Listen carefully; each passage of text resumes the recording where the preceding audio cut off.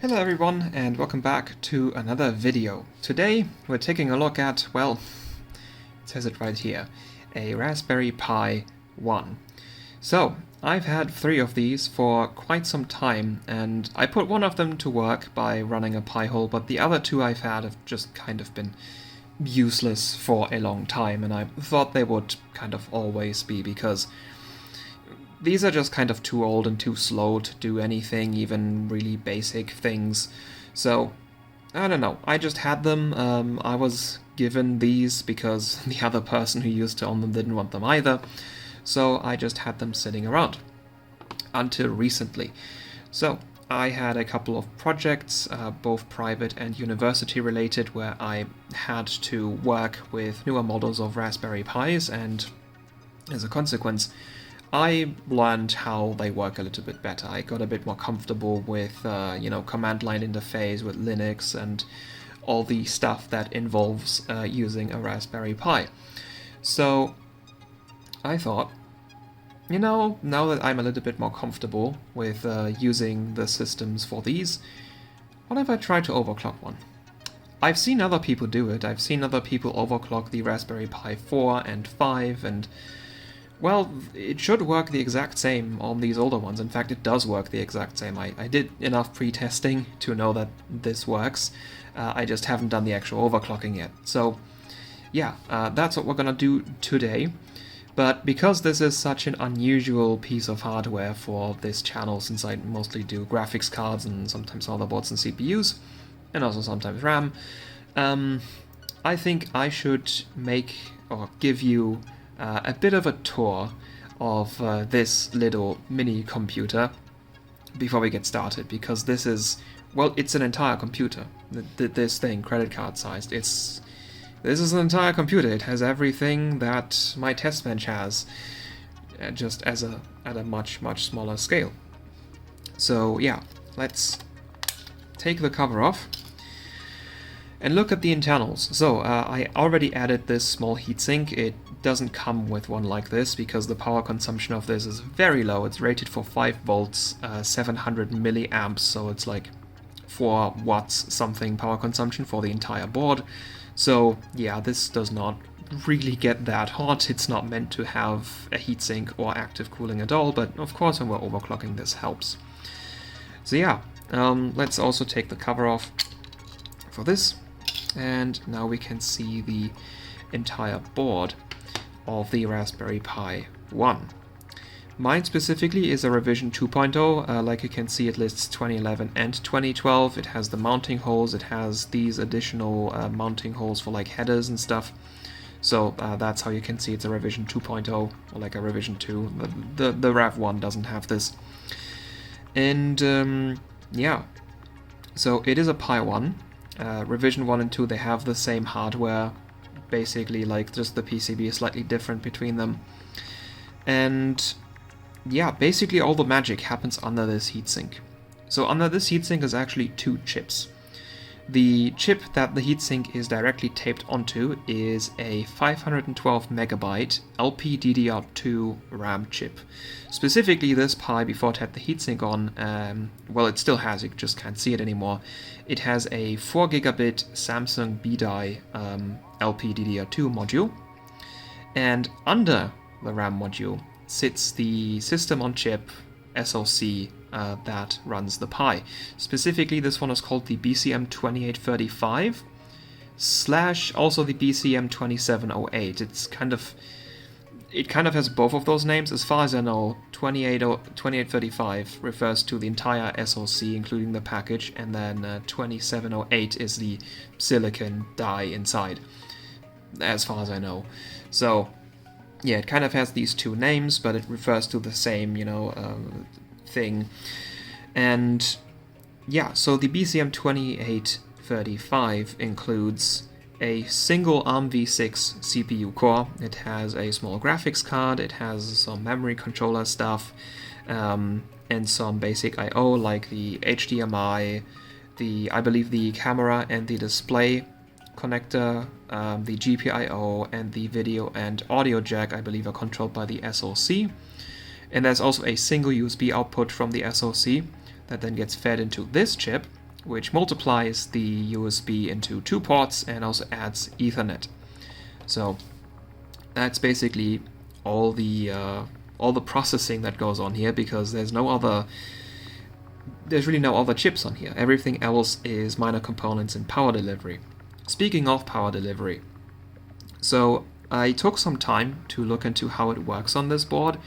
It's not super essential to know, but I think it's interesting to kind of look into how the entire thing works. So power comes in through this micro USB, and I don't really know why it's a micro USB. I found the schematics, and this is literally just 5 volts and ground. There is no data hooked up here.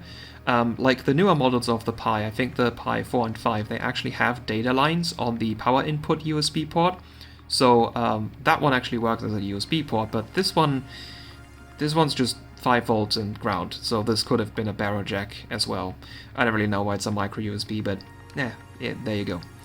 The 5 volt power then goes into this bulk capacitor and also these 2 smaller multi-layer ceramic capacitors, which are all for input filtering. And the 5 volts is then fed to this low dropout regulator right here, which creates our 3.3 volts rail. And then there's 2 more low dropout regulators. One here, which creates a 2.5 volts rail, and one here, which creates a 1.8 volts rail. So those are all the minor power rails on the board. Question: how do we create vCore for the SoC?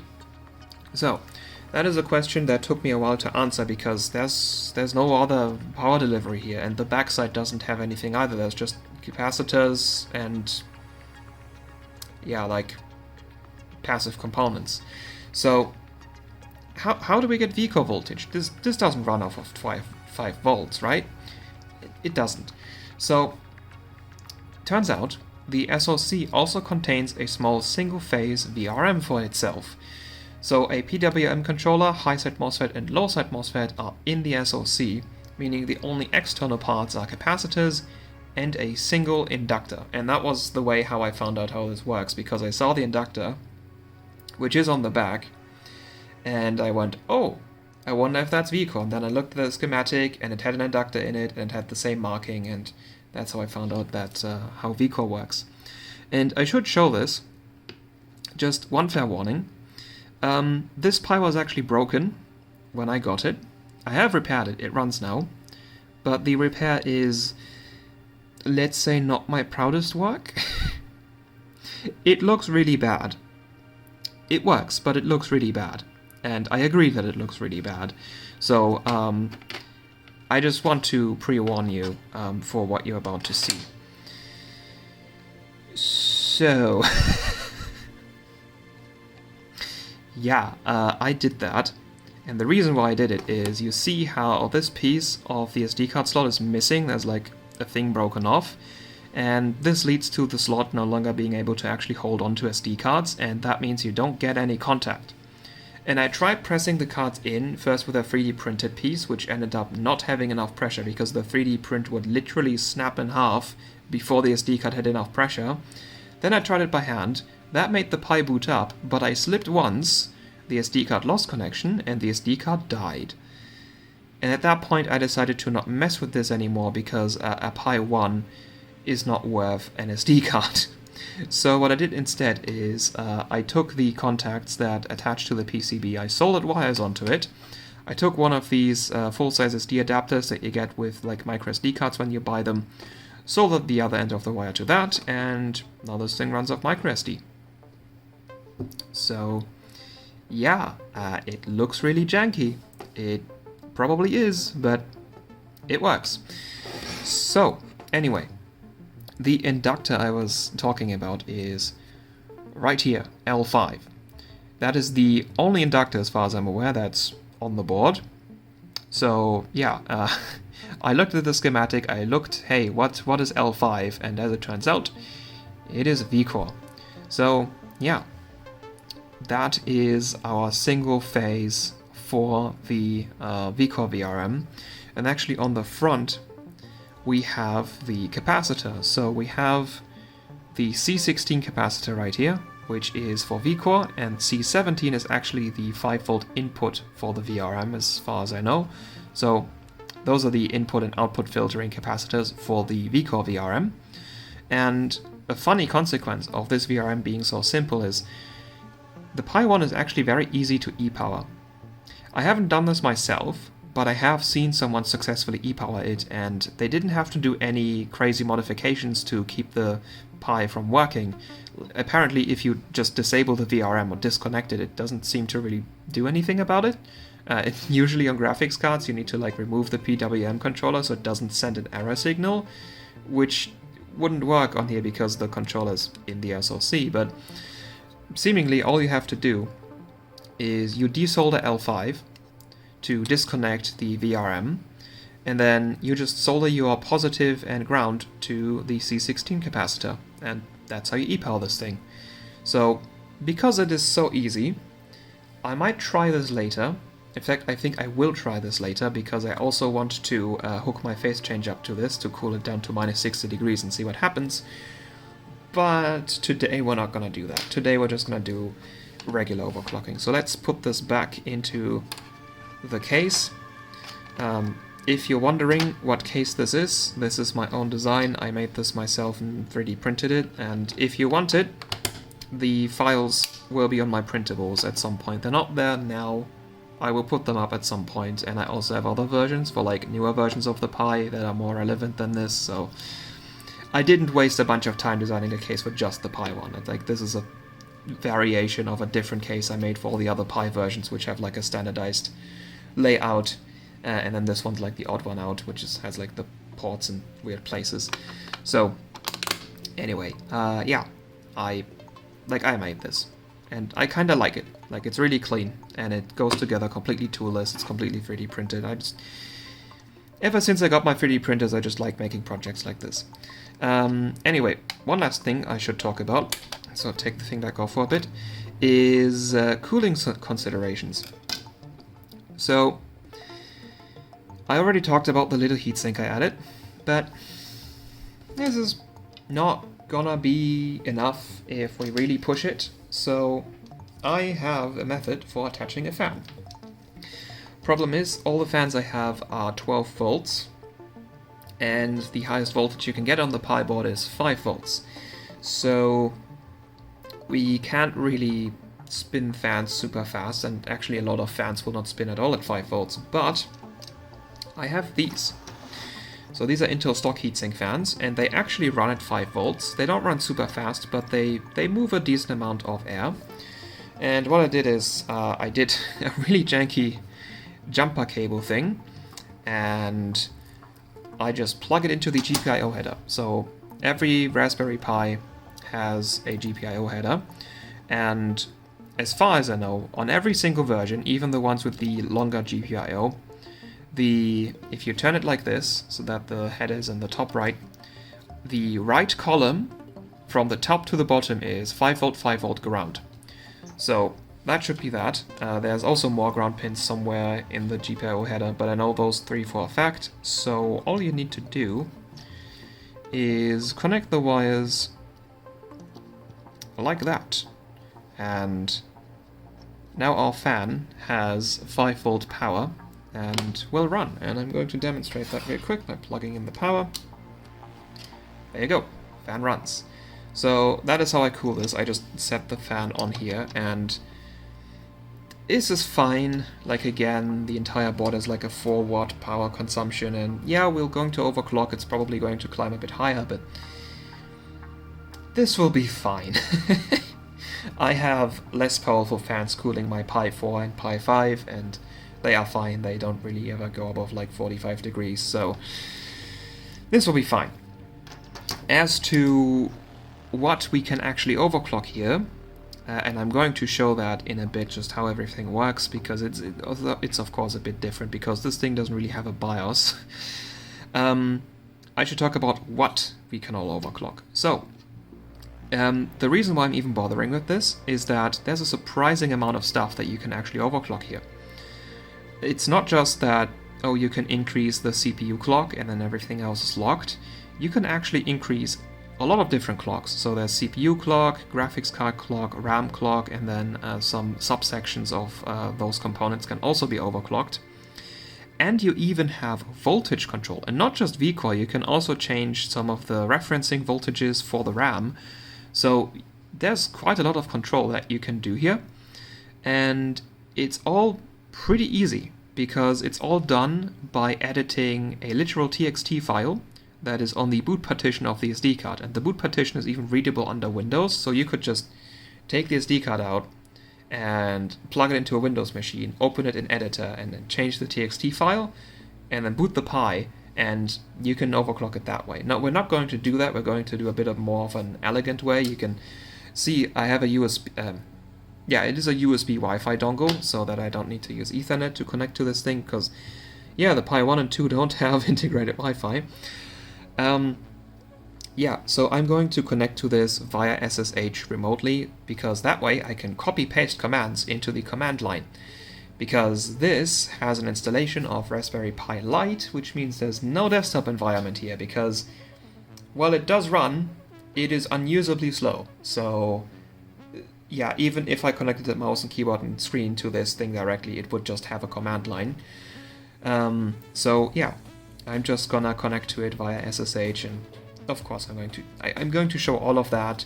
Like, this video is half tutorial, because it's just so different from everything, and, you know, if someone else has some of these sitting around at home, I'm gonna give you all the tools you need to overclock yours yourself. Speaking of that, we should go to my PC and do that right now.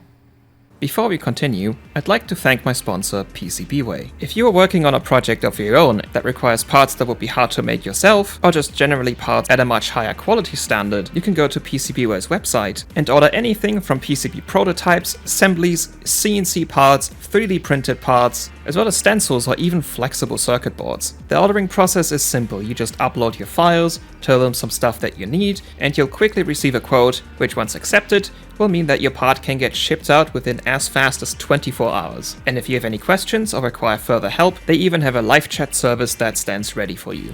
So if you need some custom-made project parts, don't delay, go to PCBWay today. So here we are at my PC. How do we connect to this thing? There's multiple methods for this. Right here I have just the default Windows command prompt, because you can actually connect to the Pi just in the command prompt.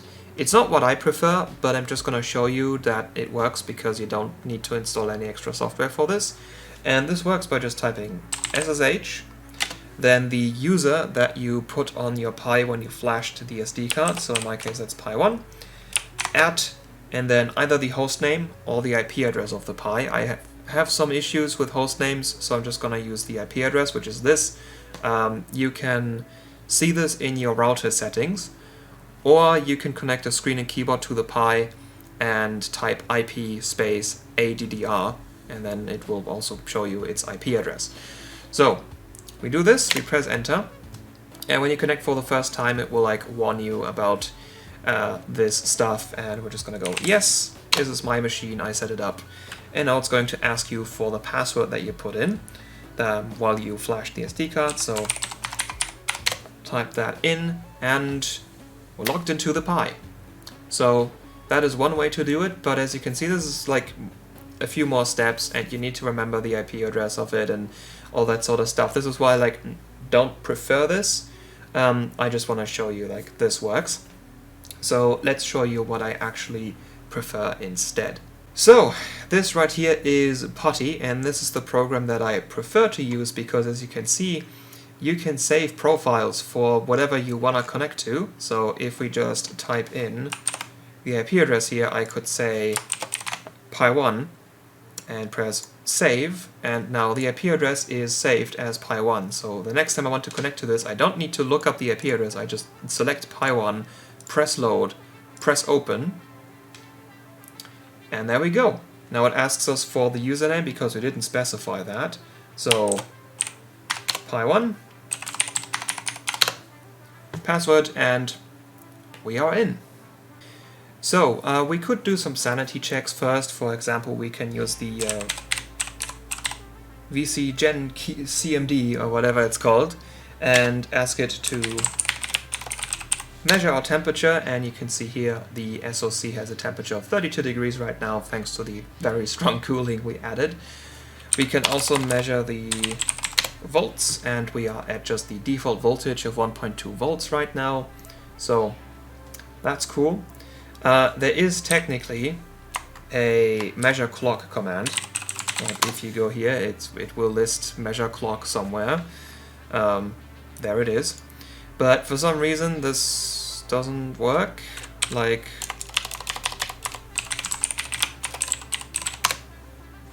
it just comes up with an error. I don't really know why, but we can't sadly see the clocks with this. There's some way to see the clock speed, but we just set the clock speed anyway, so we know what it is later. Anyway, speaking of setting the clock speed, we can in fact make it a little bit easier for ourselves because we're using a Pi 1, because as it turns out, the Pi 1 actually has sort of official overclocking profiles integrated into it. So to get there, we are going to give ourselves root privileges. Doing that, now we are root, and now we're going to say Raspberry config, and that brings us here. And what we can do is just change a whole lot of things, like if you want to if you want to set up Wi-Fi, if you want to change your password, your host name, if you want to automatically get logged in, if you use the Pi directly, you can do all of that stuff here. What we're here for is performance options, because there is the overclock menu right here, which of course warns you that weird things could happen, and here you see all the overclocking profiles that the Pi comes with. And this seems to only be present on the Pi 1. I saw some references that the Pi 2 might also have this, but I opened this menu on my Pi 2 and it didn't have overclocking presets, so I don't know, maybe it got removed, don't really know. Anyway, in a little press release that I found, Raspberry Pi said that they are kind of officially supporting this, like they went, oh, we tested the hardware and the longevity is not affected by this, and we won't void your warranty for using this profile. Which is interesting because usually Raspberry Pi voids your warranty if you overclock, because there's a little fuse in the SoC that gets blown when you overclock it. So when they test that fuse in an RMA and they see it's blown, they deny your warranty. So apparently using these profiles doesn't do that, but of course we're not gonna stay at these profiles. I mean, it is already a decent overclock. Like default is this 700 megahertz CPU clock, which is called ARM here, 250 megahertz GPU clock, which is called Core here. Don't confuse that. Core means GPU and ARM means CPU. And then also 400 megahertz DRAM speed. I believe this is the effective DRAM speed, not the DDR speed, because this is DDR2, and DDR2 800 is a somewhat common speed, and well, 400 megahertz would be the according, like the DRAM speed with that. So I think this is the DRAM speed, so the actual DDR speed is 2 times this. And then in the end, you see we also have an overvolt value, and this is what controls our vCore voltage. So this kind of works like the curve optimizer on Ryzen, where you have a number that ranges from -16 to 8, and a positive number increases the voltage and a negative number decreases the voltage. So you can see they already applied 6 overvolt on the fastest profile, which translates to a voltage of 1.35 volts, because every step of overvolt is worth 25 millivolts, and therefore the maximum is 1.4 volts. And yeah, I mean, this is already a decent increase. The CPU goes to 1 gigahertz, the GPU doubles, and the RAM also 1.5 times. So that is quite a decent speed increase, and we can apply this real quick, because this already puts some stuff in that txt file I mentioned, which we use to overclock. So speaking of that, let's open it. So we go change directory, we go to boot firmware, and if I go list everything, you see there's a bunch of files in here, but in the bottom left you see config.txt, and that is the file we're going to edit. So config.txt, and if we go all the way to the bottom, you will see that it just added the turbo profile settings in here. And yeah, this is how you edit it. Like if you take the SD card out and plug it into your Windows machine, this file is just going to be on the boot partition that shows up, and you just key in the values right here. So change the over voltage to 8 because we just want maximum voltage, and let's actually uncomment this because I don't want this to be active right now, because I first want to test the speed at stock. So yeah, Control S to save, Control X to exit, and now I want to run some benchmarks. So for benchmarking, we're going to use a program called Sysbench, and the link to the GitHub is going to be in the description. There's a little line to install this, which is this one right here that you just need to right-click, paste into PuTTY, and then press enter. I already have it installed, but it's going to go through the procedure again and just update everything. And this will automatically install Sysbench on your Raspberry Pi. And on a Pi 1 this takes a while, so give it a couple minutes. But once it's done, we can run a Sysbench CPU and a memory benchmark and actually get some proper numbers to compare our overclock results with. So now that Sysbench is installed, we can run the benchmark, and the command for that is really simple. It's just Sysbench CPU or memory run. So by default this runs a 10-second benchmark, and it's going to, after the benchmark completes, tell us how many operations it managed to do and the operations per second, and there it is. So we have 24.2 operations per second, and we had a total of 243 operations in that pretty much 10-second benchmark window. And yeah, these two numbers are going to be our baseline, and yeah, this is going to be a pretty low number. I've seen some results from the turbo profile already, and this is a pretty low number. So yeah. Let's also run the memory benchmark, which will give us a megabytes per second number once that is done as well. So we can also kind of compare our RAM speed. And there we go, we have 100 megabytes or megabytes per second. So now that we have our baseline, let's actually overclock this time. So go back into root, and let's change our file to actually apply the overclock.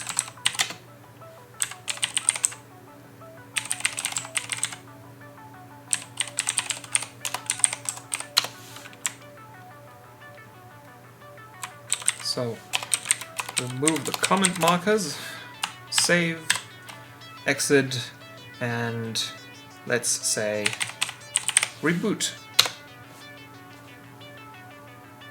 Now we're going to lose connection to the Pi while it reboots because of course the network connection is restarted. So we have to log back in once the Pi is back up. Since it's a Pi 1 and it is pretty slow, it needs a minute to restart, but once it has restarted it is going to apply the new overclock, and then we can measure our performance with the turbo profile. So the Pi is back up, so let's run our benchmark. We should see a pretty big difference if the overclock applied correctly, so let's see what we get.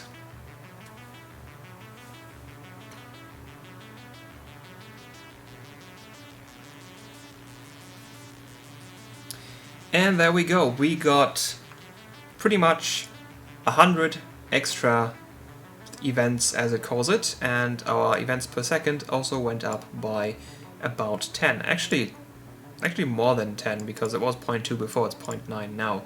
So that's a pretty decent increase. That is quite a lot already, just from the default profile that is like apparently like somewhat officially supported. So let's keep going, right? But first let's actually run the memory benchmark too.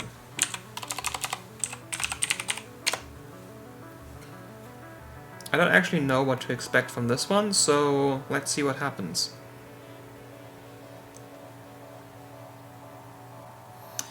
Okay, yeah, that is pretty linear scaling. So we went from 400 megahertz to 600, and we went from 100 megabytes per second to 156. So yeah, this seems to be very, very bandwidth starved if we have like perfect linear scaling with RAM clock. So that's great. Like, do you see why I think this is fun? Like, this is great. The scaling here is great.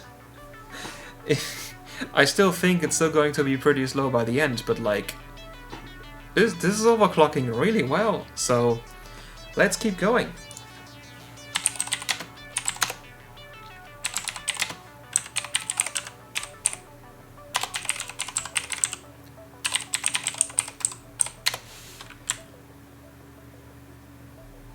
So, let's actually try something more. I have done some pre-testing, and we should be able to run a little bit at 1.2 GHz CPU. We should do a little bit at... Actually, I'm not going to change the GPU frequency because it doesn't affect the benchmarks we're running.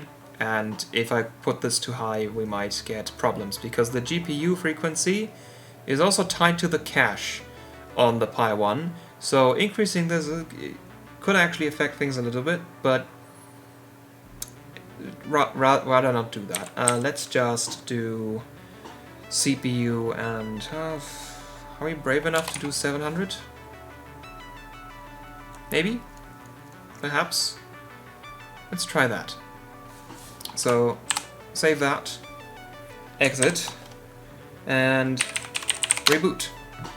And one thing I should mention now, once you overclock past the turbo profile, of course at some point your Pi is going to stop scaling. And, well, this thing doesn't have auto recovery. This thing has no BIOS, no fallback failsafes. This thing will boot up whatever you put in that file. So if you put in a clock that's too high, that's unstable, the Pi is going to effectively be bricked. Now, you can recover that, but not with the Pi. You need to remove the SD card, you need to stick it into a different PC, like your Windows PC, change the TXT file there to a number that does work, and then boot the Pi back up. So, this is a thing you'll probably run into. This is something I ran into during pre-testing. It might happen right now. I don't know if that RAM speed is stable, so we are in uncharted territory now. And I guess I'm going to test now how far we can push this.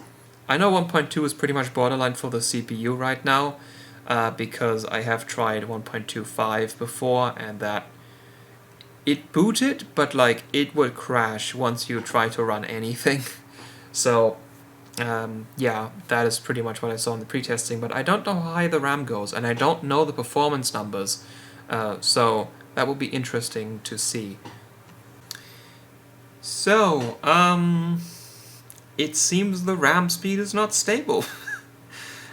More time than usual has now passed for it to boot up, and I'm not getting anything. I'm getting a connection timed out error, so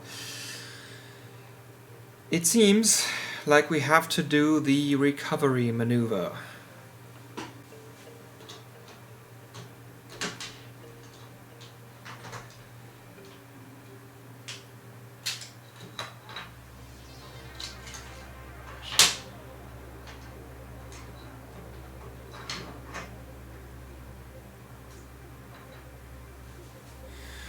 So here we are in Notepad, the config.txt is open in Windows, and it seems it didn't like that. So let's put it back to 600. I guess it's going to stay there for now.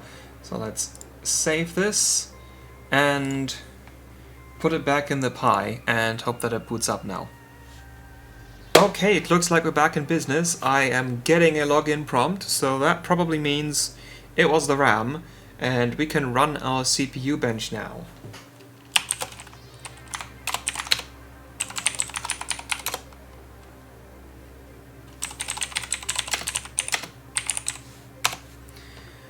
I'm very excited to see what this spits out.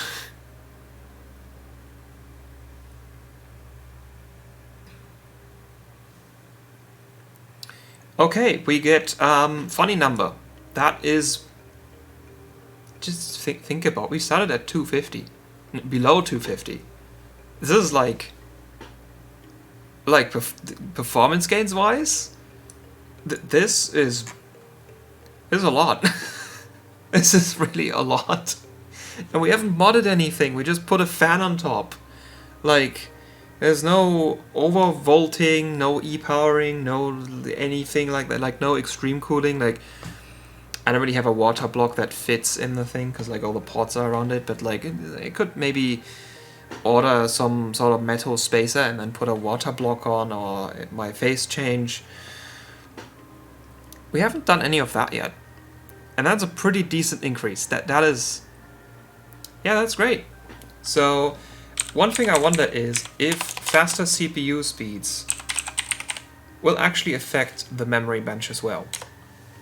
I don't think it will, because the scaling was pretty linear with RAM frequency, so I think this is just like RAM clock starved, but who knows, maybe a faster CPU will be able to work on more stuff, and oh, it actually is! That's interesting. So it's like 20 megabytes per second faster now, just because of the faster CPU, so that is interesting. So it's not just RAM frequency starved, it's also CPU speed starved. So it's like a bit of a dual bottleneck going on here. And this is actually also insane. Remember, we started at 100 megabytes per second. This is... like, we're not getting quite to 2 times, but... this is so much higher. So much better than, like, any modern... this is like... I think this is better than the Clarkdale CPUs. Because of the... I had some that went from 2.9 GHz at stock to over 5 GHz. Like, is... like, it's also a lot, but I'm not sure if it's more than this. So... yeah. I think I'm going to fiddle a little bit more with the frequency to like really kind of try to find where the cutoff point is. And I think I'm gonna mess with the GPU clock now as well, and just kind of see if that helps. And then I want to see the performance of everything maxed out. So, I have messed with the clock speeds a little bit more, and we are very much on the limit right now. To demonstrate this, let's go over to the firmware directory and list all the files, and they're gone. It's just... yeah, it can't read its own boot directory anymore. Like, it still boots up, the files are still there, but it's getting a little bit weird. So yeah, the CPU clock is at 1.225 GHz.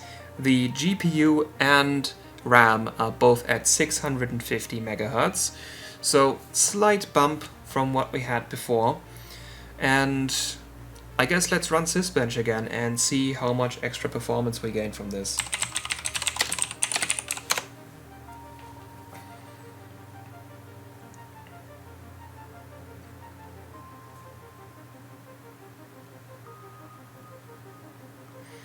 Alright, we get a score of 430. That's 10 extra points. I mean, 25 MHz on the CPU. That's not that much. So, yeah, it's a little bit higher on the CPU. It's just... I mean, compared to the score we started with, which was like 243, this is almost 200 points higher. Like, put that into perspective. So, yeah, this is still a very decent increase, just like, yeah, it's just 10 points higher than the last one. So let's try the memory benchmark as well, and see how much this scales, since it did scale both RAM clock and CPU clock, so maybe we get a little bit more out of this. Let's see. And, oh my god. That's 2 times. We started at 100, we are 200 now. We literally overclocked it to twice the speed. Okay, when I started this, I thought the CPU was gonna be the thing that like goes crazy on this, but it seems the RAM system. Oh boy. Yeah, that's it. That's 100% overclock. It's 2 times as fast now. We turned 1 slow ARM core into effectively 2 slow ARM cores, which is still only half as much as the 4 slow ARM cores in the Pi 2, but still, it's, yeah, it's twice as fast now. That's actually insane. Yeah, that's really cool. I mean, this is not stable, but with some extra cooling, with some volt modding, we can probably get this higher. So, 2 times in the CPU speed as well, maybe that's on the table. So that's really cool. Like, I did not expect this to overclock this far. This is, like, actually impressive. So, yeah, the little Pi 1 that could, with its messed up SD card slot, and the unspeakable horrors I will do to it in the future with e-powers and cooling it down to minus 60 degrees. So yeah, it got to do something after all, and that is entertain me and hopefully you. So this has been an interesting experience. I might try more Raspberry Pi overclocking stuff. I have a Pi W, like a 02W, and a Pi 3 that I have mostly for experimenting, so I don't need them. They're like not super critical. So if I do something, or if I break one, they're not super expensive to replace. I'm not gonna mess with my Pi 5 and my Pi 4s. I need those. I can run a benchmark. Actually, let's run a benchmark on the Pi 5. It's usually running a Minecraft server, and it's running a Minecraft server right now, but you know, I want to see by how much the Pi 5 demolishes this. So I'm gonna log into the Pi 5 and install Sysbench on it as well, and be back in a second. So, Sysbench is installed on the Pi 5. So let's see what this spits out. Now the Pi 5 is at stock, but it is a Pi 5, and also the 16GB model, which runs a little bit faster because of like how this RAM system works. So let's see.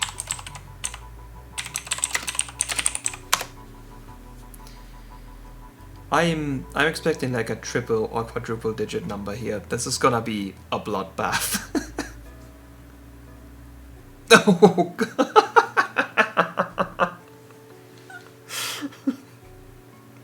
Yep. So the Pi 1 at stock is 243. This is 27,000. So that is not a 10 times, that's a 100 times faster. What is the RAM gonna be like? Because this has LPDDR4X, not LPDDR2, so also I think this runs at 4800 and not 800. So, oh, this is gonna be bad. Yup. 200 megabytes per second, or maybe bytes per second? Now, we got gigabytes per second, 3.6. To be fair, this is not that much for DDR4, or even LPDDR4X, but remember, this is just a single chip and 32 bits, so yeah, I believe the Pi 1 just got absolutely demolished, which makes you appreciate how much faster the new Pis are. So yeah, gonna put that on a graph to look at all the overclocking we just did and how pointless it was. And with that, I think I'm gonna leave you to the next video. So thank you all for watching, and until next time, goodbye.